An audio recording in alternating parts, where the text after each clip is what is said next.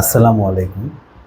দাঁত দাউদ বা superficial fungal ইনফেকশনে সজ্ঞানে ভরিকোনাজল নামক অ্যান্টিফাঙ্গাল ঔষধটি পরিহার করে চলুন। এখন পর্যন্ত ভরিকোনাজলকে ঔষধের নিয়ন্ত্রক সংস্থা দাঁতের জন্য অনুমোদন প্রদান করেন নাই।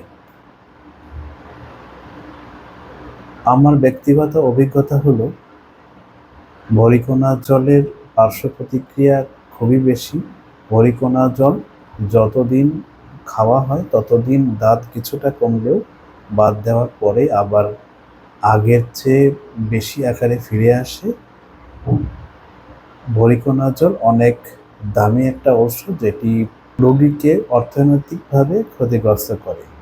আমি আপনাদের সামনে দুইটা অভিজ্ঞতা শেয়ার করি। কয়েকদিন আগে একজন ভদ্র মহিলাকে দেখলাম, যিনি যার বয়স 60 ঊর্ধ্ব হবে, দীর্ঘদিন যাবৎ দাঁতে ভুগছিলেন। উনি একজন জেনারেল প্র্যাকটিশনারের কাছে গেলে ভরিকোনাজল প্রেসক্রাইব করেন। খাওয়া শুরু করার পরপরই ওনার নানা রকম পার্শ্ব প্রতিক্রিয়া দেখা দেয়। মাথা ঘোরানো, চোখে ঝাপসা দেখা, মাথা ব্যথা সহ আরও অন্যান্য পার্শ্ব প্রতিক্রিয়াগুলো দেখা দিতে থাকে। উনি 3 দিন ওষুধ খাওয়ার পরই মাথা ঘুরে একদিন পড়ে যান, পায়ের একটা হাঁটু ভেঙে যায়, যেটিকে আমরা বলি ফ্র্যাকচার নেক অফ ফিমার, যেটা পরবর্তীতে খুবই জটিল একটা অপারেশনের পরে অনেক টাকা পয়সা নষ্ট করার পরে উনি কিছুটা সুস্থ হওয়ার পর আমার কাছে দেখাতে আসেন। আর